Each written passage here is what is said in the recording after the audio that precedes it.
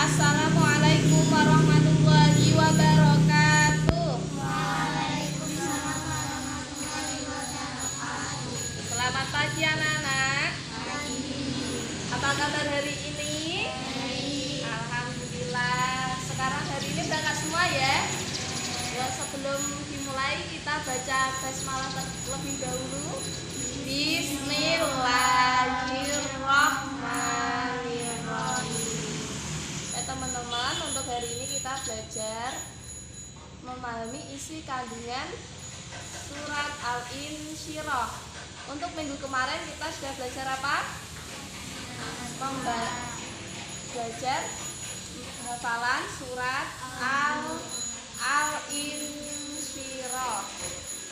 Coba yuk hafalkan bareng-bareng surat Al-Insyirah. Bismillahirrahmanirrahim.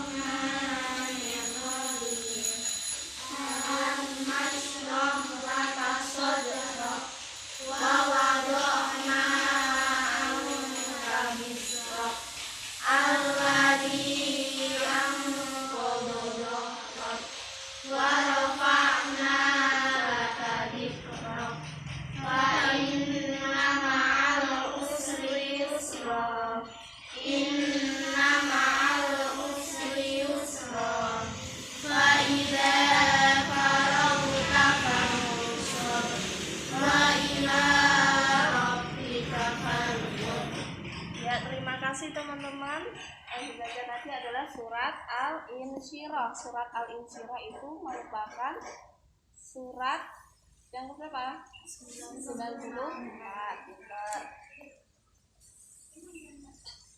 Ya, hari ini kita belajar memahami isi kandungan surat Al-Insyirah.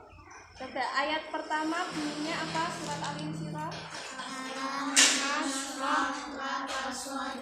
Ya. Pada ayat ini Allah menghibur Nabi Muhammad SAW dalam memperjuangkan agama Islam dengan segala cobaan yang diterima, karena sebagai manusia beliau juga mengalami kesedihan dan kepedihan. Terus ayat kedua dan tiga bunyinya bagaimana teman-teman?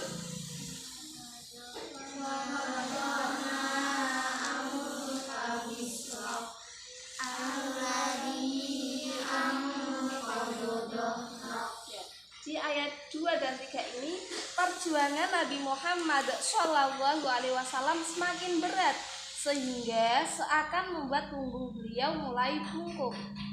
Terus ayat keempat bunyinya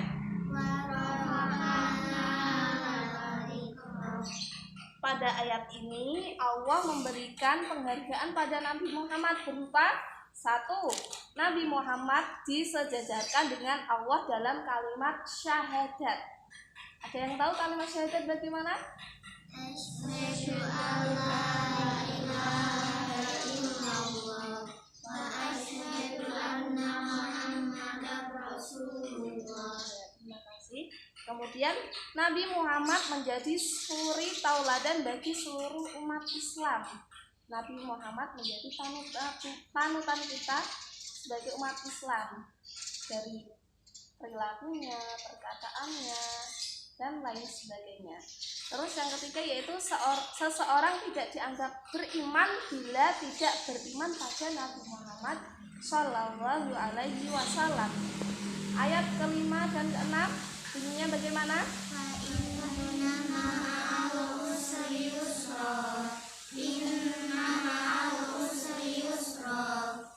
Terima kasih. Di dalam ayat ini Allah memberikan motivasi pada Nabi Muhammad SAW bahwa perjuangannya pasti ada hasilnya.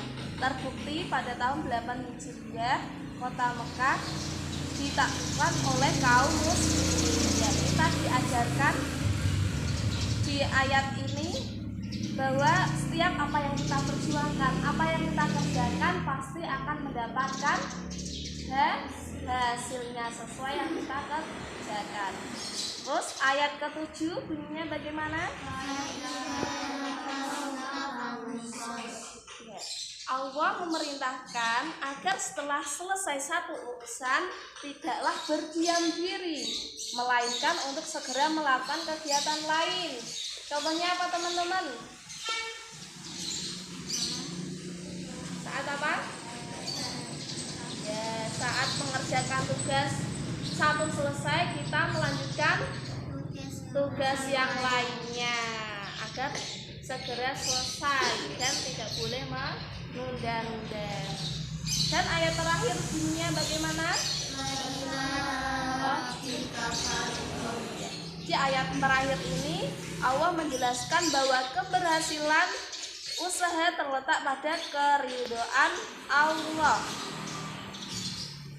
Untuk itu kita diharuskan memohon dan bersandar kepada Allah, dan hanya Allah tempat kita berharap. Ya. Allah tempat kita berharap, tempat kita meminta, semua kepada Allah. Ya teman-teman, hari ini kita sudah belajar memahami isi kandungan surat Al-Insyirah. Coba mirtanya tadi di ayat ke-7 Allah memerintahkan apa? Ayat ke-7, setelah selesai satu urusan segera melakukan kegiatan yang lain. ya.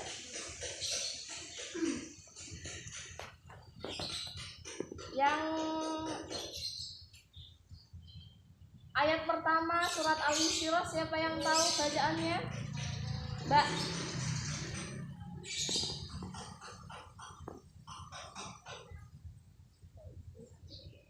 Mbak Tifa, yang keras ya suaranya.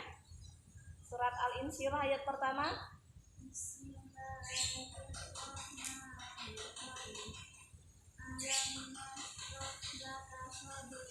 Terima kasih. Dijelaskan apa tadi di ayat pertama? Nabi Muhammad dalam memperjuangkan agama. Terima kasih.